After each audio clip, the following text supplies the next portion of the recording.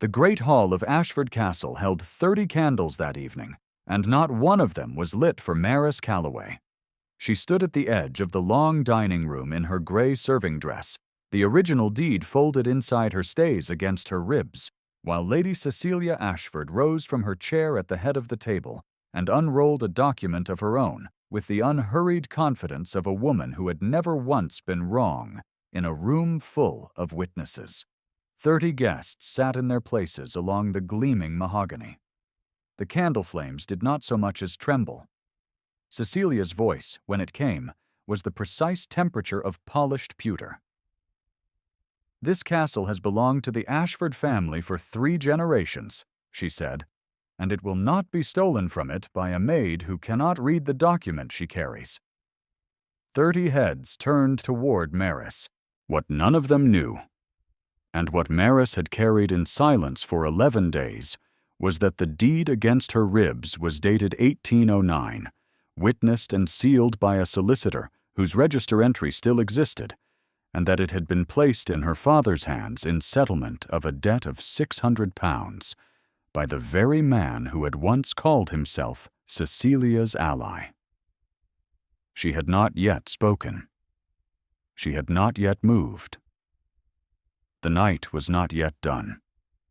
She had come to Ashford Castle 11 days earlier by the carrier's cart from the village of Marton, arriving at the servants' entrance in the grey morning before the household fires were properly lit. The housekeeper, a thin woman named Mrs. Bowen, who wore her keys at her hip like a badge of office, had looked Maris over with the frank appraisal of a woman accustomed to receiving young persons who would not last the month. "You've done service before?" Mrs. Bowen asked. "I have not," Maris said, "but I learn quickly, and I do not break things." Mrs. Bowen had considered this answer for a moment with her head slightly to one side, the way a person considers whether a plain fact is a good enough substitute for experience. "You'll start in the upper corridors," she said. "Lamp trimming and fires before the family rises. You'll not speak to His Grace unless spoken to, and you'll not enter the library." Maris had agreed to both conditions without difficulty. She had not come to Ashford Castle to speak to the Duke. She had come because the deed her father had pressed into her hands the week before his death named this castle's east wing and its grounds as the rightful property of the Calloway family, transferred by private settlement in lieu of £600 owed, and because her father had been a solicitor's clerk for 22 years and had understood precisely what he held. He had also understood that a young woman presenting such a document alone, without counsel or connection, would be dismissed before she reached the threshold. So he had told her to go quietly, to learn the house, and to wait for Mr. Aldous Hatch, the solicitor who held the corresponding register entry, to be in a position to travel. Mr. Hatch was 70 years old and had gout in his left foot. He would come when the foot permitted. Maris would wait. She had trimmed lamps in the upper corridors for 11 days, moving through the castle before dawn with a small tin of oil and a pair of scissors for the wicks, learning the precise creak of each floorboard and the particular draught that came under the east wing door when the wind turned north. She had learned that the Duke of Ashford rose early and walked the length of the gallery before breakfast, and that he walked it as a man walks when he is trying to outpace something that travels with him. She had learned that the portrait at the gallery's far end, a small painting of a boy of perhaps 6 years with his father's dark eyes, was the only portrait in the house turned to face the wall. She had not asked why. She had trimmed the lamp nearest that portrait and moved on. Lady Cecilia Ashford introduced herself to Maris on the 3rd morning, in the manner of a woman who does not so much introduce herself as deliver a verdict. She appeared at the top of the servants' stair while Maris was carrying a coal scuttle and looked at her with the expression of someone who has found an insect in a sugar bowl. "You are the new undermaid," Cecilia said. "Yes, your ladyship." "You are rather old for an undermaid." Maris was 23. She did not say so. "I am grateful for the position," she said instead. Cecilia studied her for a moment with eyes that were pale and precise. "You have been in this house for 3 days," she said, "and I am told you speak too properly for a woman of your station. See to it that you do not." She turned and walked away without waiting for an answer, her silk skirts making a sound like a carefully worded letter being sealed. Agnes Price was present at the top of the stair during this exchange, standing 2 steps behind Cecilia with a small smile arranged on her face that did not reach her eyes. She was perhaps 28, dressed in good wool of a warm amber color, her dark hair coiled with the precision of someone who understood that appearance was a form of argument. She waited until Cecilia had gone, and then looked down at Maryse with an expression of polished sympathy. "She is not unkind," Agnes said, "merely precise. You would do well to remember that the household runs as her ladyship orders it." "I will remember," Maryse said. Agnes's smile did not change. "I find," she said, "that new maids who are too clever tend to find themselves back on the carrier's cart rather sooner than they had planned." Maryse met her eyes steadily. "Then I will endeavor to be useful rather than clever." Agnes held her gaze a moment longer, as though measuring the distance between what had been said and what was meant, and then descended the stair without another word. The girl, Nora, was 12 years old, and had been a housemaid since the age of 10. She had the particular wary stillness of a child who has learned that drawing attention to herself is generally worse than its alternative, and she moved through the castle's passages with the practiced invisibility of small, useful persons. Maryse noticed her on the 4th day, noticed the way the girl's hands shook slightly when Cecilia's bell sounded, and said nothing about it. On the 7th day, she found the reason. Nora had knocked against the edge of a small table in the drawing room while carrying a tray, and one of the dowager's Wedgwood cups had struck the floor and broken cleanly at the handle.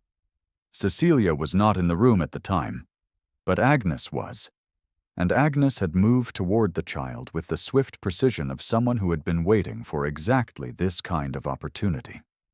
"You will stand outside her ladyship's door for the remainder of the afternoon," Agnes said, "and when she returns, you will account for it." Nora's face went white. Standing outside Cecilia's door meant standing perfectly still in the cold corridor for 3 or 4 hours, and accounting for a broken cup to the dowager meant something that left marks the following morning. "The tray slipped because the drawing-room runner has come loose at the corner," Maryse said. She had not planned to speak. The words arrived before the caution did. "I have reported it to Mrs. Bowen twice. If the runner had been tacked down, the cup would still be whole." Agnes turned toward her with the expression of a woman whose chess piece has been moved by someone not playing the game. "You are an undermaid," Agnes said flatly. "You will keep your observations to yourself." "I will keep them to myself when they do not concern a child being punished for a loose carpet," Maryse said, and she said it quietly and without heat, the way one states a measurement. Neither of them had seen the Duke of Ashford at the far end of the passage. Edmund Ashford was 41 years old, tall in the manner of men who have always been taller than the rooms they stand in, with a face that had been trained by long practice into an expression that could mean anything or nothing. He had been crossing from the library to his study, and had slowed, and then stopped, at the sound of a disagreement that had the wrong shape for a household dispute. He stood in the shadow of the passage arch, and watched a new undermaid he had noticed only in passing place herself between Agnes Price and a frightened child with the calm, specific authority of someone who understood exactly what she was risking. He did not intervene. He watched Maryse fold the broken cup's pieces into her apron with steady hands, tell Agnes that she would account for the cup's value from her own quarterly wages, and guide Nora back toward the kitchen passage with a hand briefly on the girl's shoulder. He watched Agnes stand very still in the drawing-room doorway with a look on her face that suggested the world had behaved incorrectly. Then Edmund continued to his study, sat down at his desk, and found that the letter he had intended to write did not come. If you have found this story and are only now settling in, you are welcome here. Leave a word in the comments if Maris's particular kind of courage is the sort you recognize, and then come back into the candlelight with us. The deed had been executed on the 14th of March, 1809, by a man named Francis Dunmore, who had owed Maris's father, Robert Calloway, £600 from a private loan made 6 years prior.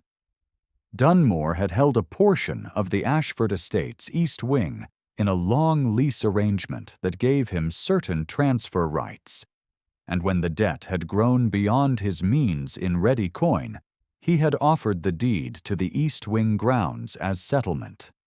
Robert had accepted it, had it witnessed by Mr. Aldous Hatch of Marton, and had kept it folded in a leather wallet behind the false bottom of his writing desk for 7 years, waiting for a moment that never arrived. He died of a lung infection in October of 1815 without having presented it. He had told Maris everything in those last weeks, his voice thin but precise, his hand still sure on the leather wallet. He had explained the document structure, the solicitor's seal, the register entry that confirmed authenticity. He had explained that the Dowager Duchess had come to know of the deed's existence sometime after Dunmore's death the previous winter, and that she had made certain inquiries that suggested she was prepared to dispute it. He had told Maris not to present it to anyone until Hatch could be present to confirm the register. "You must not be alone with it in a room full of people who do not wish it to be real," he had said. She had promised, and then she had come to Ashford Castle and done her best to keep that promise through 11 days of coal scuttles and lamp oil and Cecilia's measured contempt. Edmund found her 3 days after the drawing-room incident in the library. She had not entered the library to read. She had entered it because the fire had gone out, and Mrs. Bowen had sent her to rebuild it before the Duke's morning hour. She was kneeling on the hearthrug with the tinder when he appeared in the doorway, and she rose at once and moved toward the door. "Stay," he said. It was the command of a man who has given commands so long that he no longer thinks about the form of them. "Finish the fire." She returned to the hearth. He sat in the chair near the window, with a letter he did not appear to read. The fire caught slowly, the way fires do when the air in a room has been cold for hours. "You are the woman who spoke for the housemaid," he said. He did not look up from the letter. "Yes, Your Grace. Agnes Price told me you were impertinent." "I was direct," Maris said. "Whether that is impertinent depends on what a person believes an undermaid is permitted to say." He looked up from the letter at that, and she felt the quality of that attention, the way one feels a sudden drop in the temperature of a room. "What is your name?" "Calloway, Your Grace." "Maris Calloway." He was quiet for a moment. Something moved across his face, too quickly and too controlled to read. "You are not from the village," he said. "No, Your Grace." "From Marton." He returned his attention to the letter, and she finished banking the fire, and she left the library without looking back. But her hands were not quite steady when she reached the passage, and she pressed them flat against her skirts until they were. It was Agnes who found the deed, not the deed itself, which Maris kept folded against her body in all waking hours. What Agnes found was the leather wallet her father had kept it in, left on the table in Maris's small room above the laundry when Maris had transferred the document to her stays on the first morning and forgotten to put the wallet away. Agnes had gone into the room under the pretense of leaving fresh candles, and she had recognized the wallet style, and she had understood what it meant. She came to Maris the following afternoon in the linen corridor with her hands folded, and that same polished sympathy arranged on her face. "I know what you are carrying," Agnes said. Maris said nothing. Her ladyship has spoken with the family's solicitor. He is prepared to certify that any such deed as your father may have held is a forgery, or at the very least irregular. Agnes paused, and her voice shifted into something warmer and more confidential. You are a sensible woman. You understand that a single maid presenting a piece of paper against the word of a duchess and her household council will not prevail. Her ladyship is prepared to offer you £50 and a good character reference if you leave the document on this table tonight and take the morning carrier to Martin. £50 was more than Maris would earn in 3 years at Ashford Castle. It was also approximately 1/12 of what her father's deed was worth, and it was an admission of guilt dressed in the clothes of generosity. No, Maris said. Agnes's expression did not change, but something behind it went very still. That is a great deal of certainty for a woman in your position. My position, Maris said, is that I have the original document, and Mr. Hatch has the register entry that confirms it. And no sum her ladyship offers will change either of those facts. She paused. Tell her ladyship I am grateful for the thought. She turned and walked back down the linen corridor with her heart making itself known at the base of her throat. What she did not see, because she was facing away, was the Duke of Ashford standing at the far end of the passage, where it opened onto the east wing stair. He had come to return a household key to the hook beside the linen room door and had arrived at exactly the wrong moment for Agnes and exactly the right one for the future. He stood there for a long time after both women had gone. That evening, Edmund sat in his study with a glass of port he did not drink and a letter he wrote by hand addressed to Mr. Aldous Hatch of Martin, requesting that the solicitor attend Ashford Castle at the earliest convenience his health permitted, on a matter of some procedural urgency regarding the castle's east wing. He sealed it and gave it to the footman for the morning post without telling his mother or Agnes what he had done.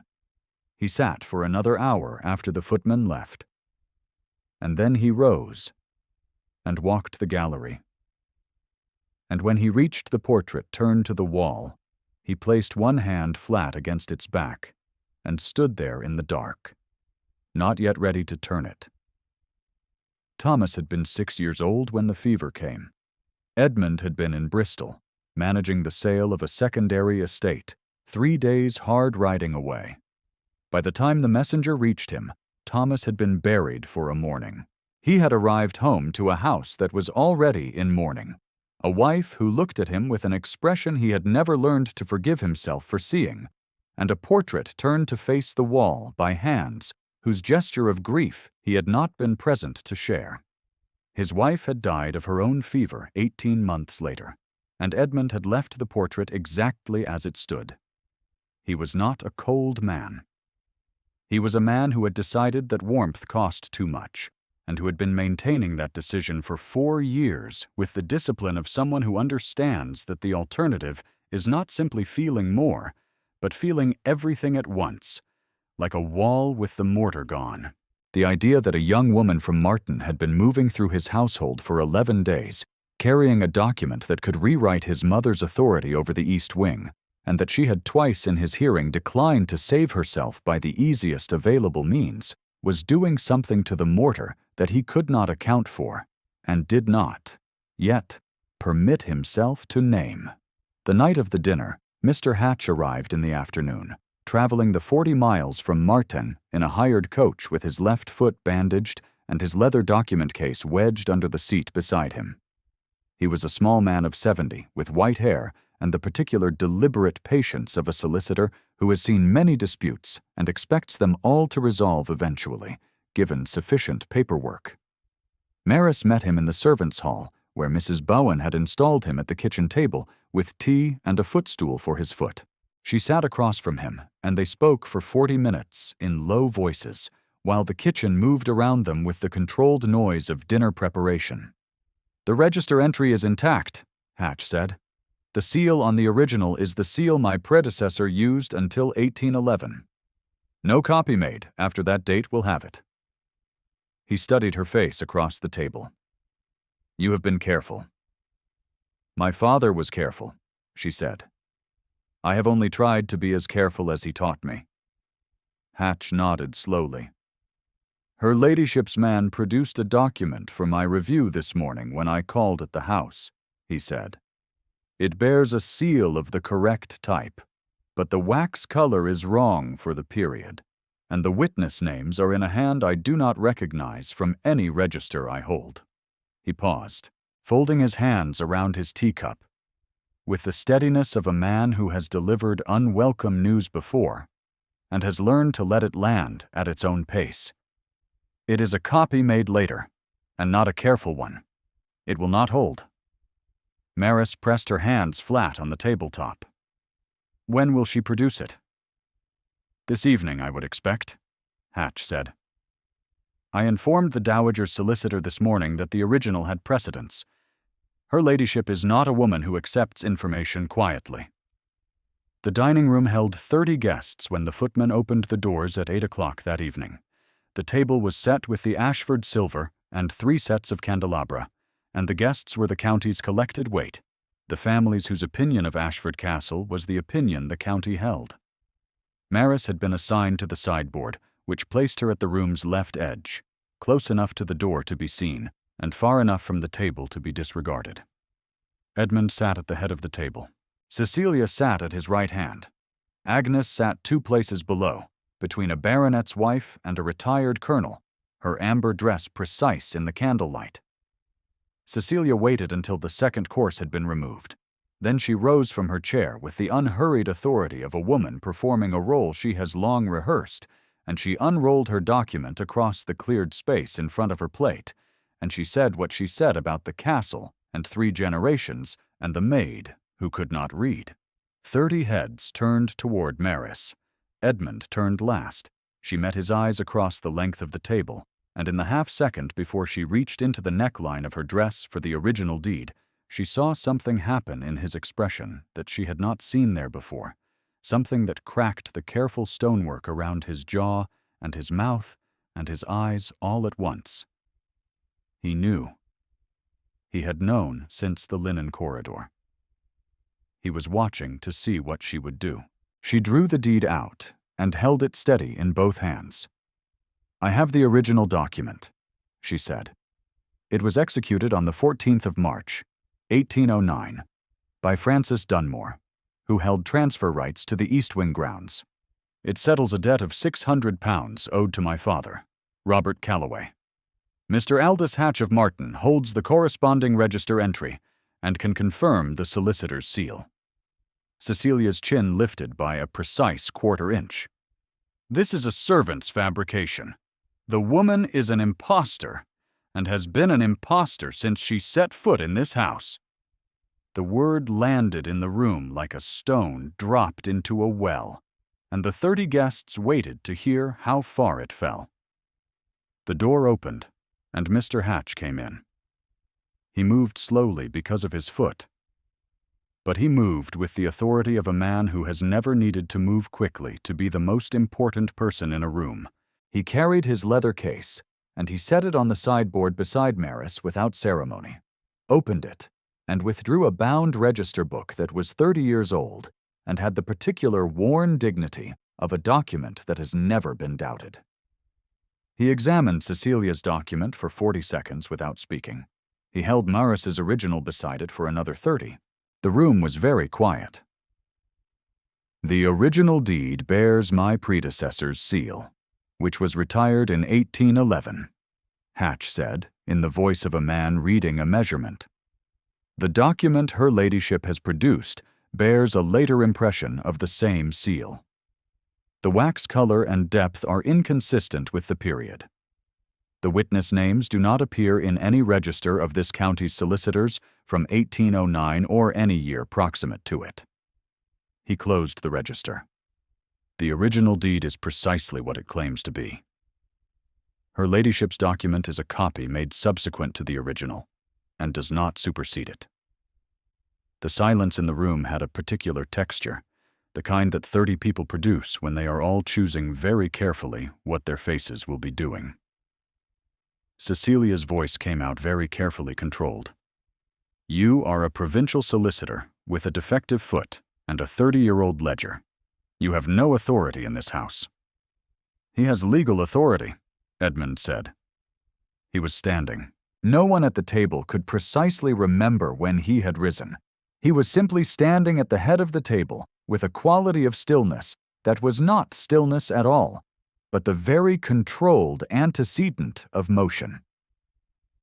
"Edmund," Cecilia said, and the single word contained a threat and a plea and a long history of getting what she wanted by the force of certainty. He looked at his mother for a moment, and his expression was not unkind.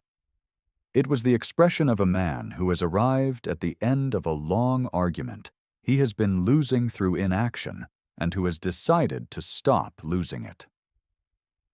"The deed is valid," he said. "Mr. Hatch has confirmed it.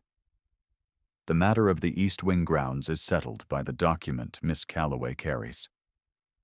He paused, and what followed was not a long speech. He had never been a man for long speeches. "And Miss Calloway will remain in this house, not as an undermaid." He walked the length of the table. The 30 guests sat in their places and watched the Duke of Ashford cross his own dining room in a silence so complete that the candles could be heard, the soft tick and give of the wax in the heat, and they watched him stop beside the woman at the sideboard and look at her the way a man looks when he has been looking for some time and has decided to stop pretending otherwise. "I should like to know," he said, quietly enough that the sentence belonged to the two of them more than to the room, "whether a woman who has been carrying a deed in her stays for 11 days and refused 2 separate bribes in the same corridor would consider accepting a different kind of proposal." Maris looked up at him. Her hands were steady.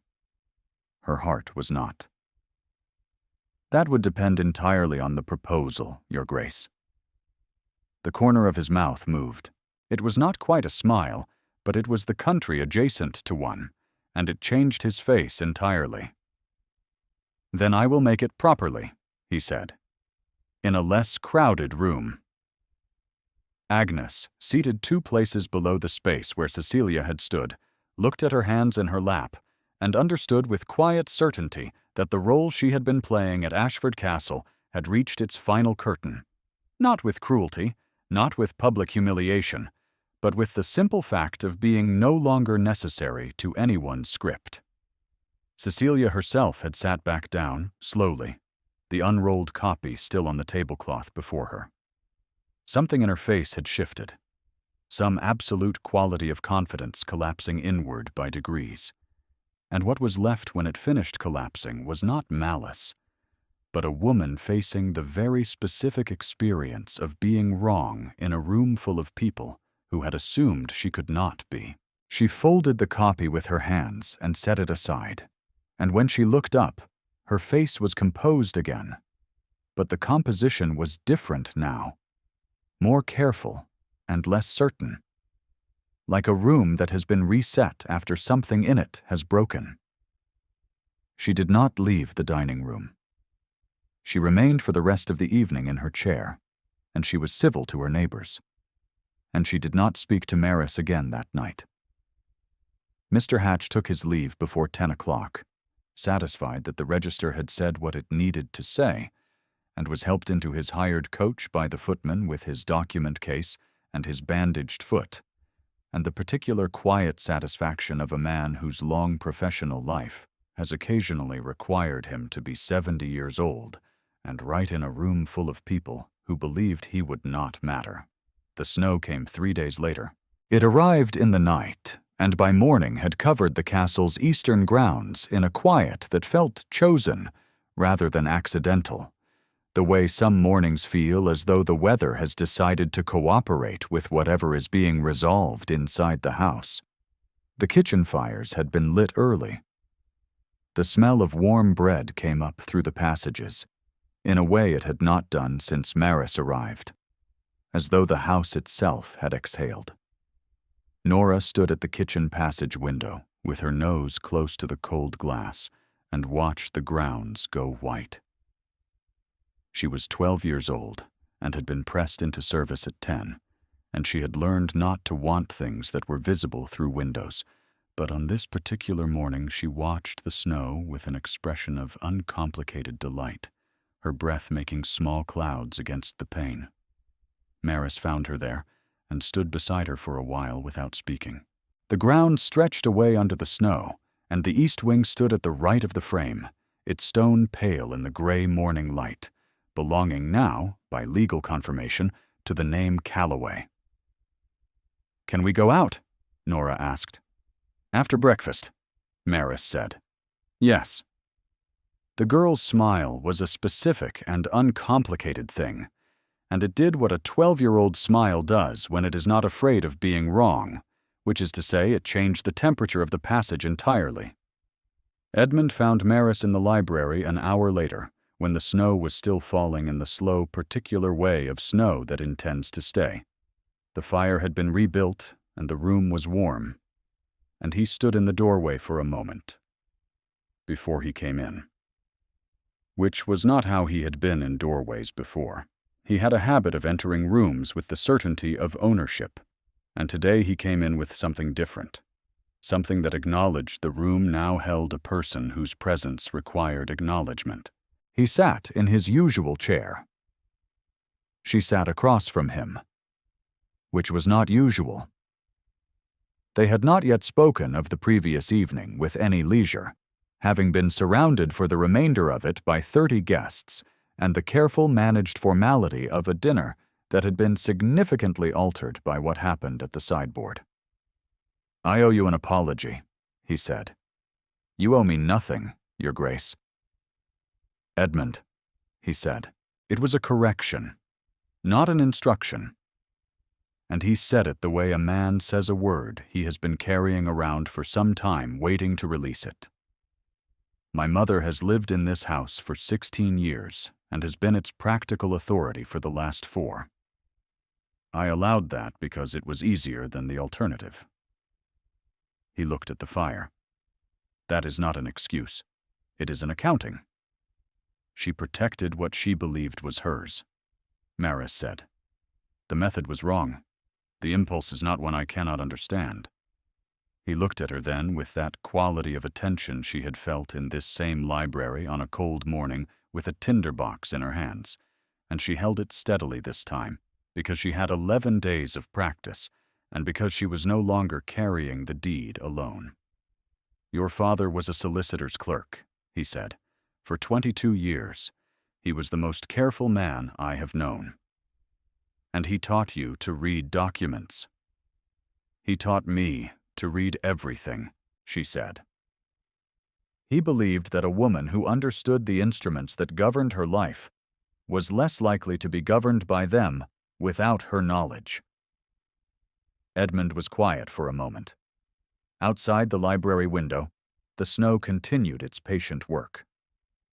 "Thomas was 6 years old," he said.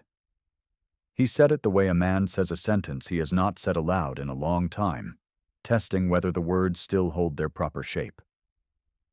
"He died in September of 1812. I was in Bristol. I arrived too late."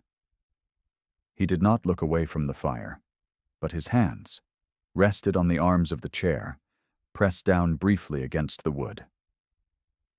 "I have not found a way to set that down that does not feel like a diminishment of what it was." Maris did not offer comfort of the easy prepared variety. She sat with what he had said, and let it occupy the space it required. "The portrait at the end of the gallery," she said at last. "His, yes." "It should face forward," she said.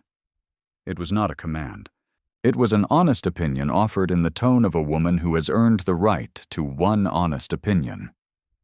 He turned from the fire and looked at her. And the expression on his face was not the expression of a duke receiving a suggestion from a person of lesser station. It was the expression of a man who has been told a true thing by someone who had no reason to spare him. The proposal, made properly, came in the library with the snow still falling outside and no audience except the fire. It was not elaborate. He was not a man who ornamented things. He said that he had watched her for 11 days, that he had understood what she was doing for longer than she knew, and that a house which had belonged to his family and had just been confirmed as belonging in part to hers seemed to him a reasonable foundation for a conversation about whether the two might be made into one. She said yes. She said it simply, without decoration, because she was her father's daughter, and because the answer was true. That afternoon, Edmund walked the gallery with a particular purpose. He reached the portrait at the far end, the small painting of a boy of 6 with his father's dark eyes, and he lifted it from its hook with careful hands and turned it around. Thomas looked out from the canvas with the grave, attentive expression of a child who has been asked to sit still for a painter, and has largely succeeded.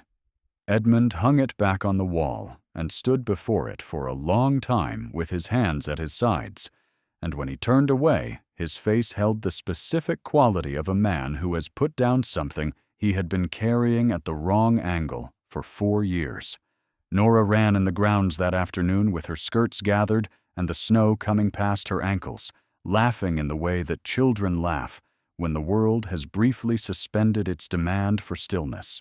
Maris watched from the east wing doorway with her coat pulled close, the grounds white and clear in all directions, the castle's stone pale behind her, and belonging now to a name her father had written on a document in 1809 and kept behind a false bottom in a writing desk, because he had believed that careful action, even if it required years of patience, was always preferable to its absence. She was not thinking about any of that at this particular moment. She was watching Nora spin in the snow, and she was warm, and the door at her back was open.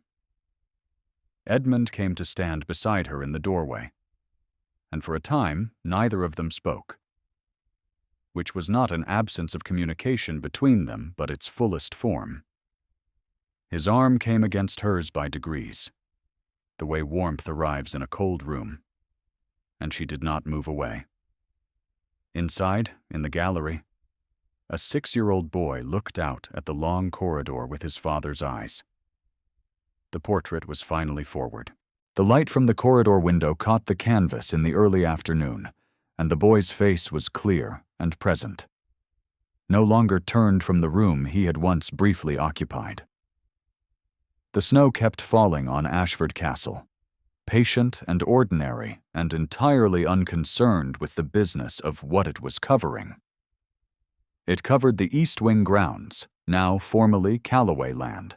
It covered the gravel of the servants' entrance where a carrier's cart had arrived 11 days ago, with an undermaid who was not precisely an undermaid. It covered the garden path and the stone wall and the field beyond, until the whole of it was one white continuous thing, without seam or boundary, the way a life sometimes becomes when the long held-apart pieces of it are finally permitted to rest against each other. Nora caught a handful of snow and threw it at nothing in particular, laughing still, and Maris laughed too, which surprised her, and then did not. If this story settled something in you tonight, leave a word for Maris in the comments. She carried that deed a long way, and she would have done so without a word of acknowledgement, which is precisely why it matters that she has yours.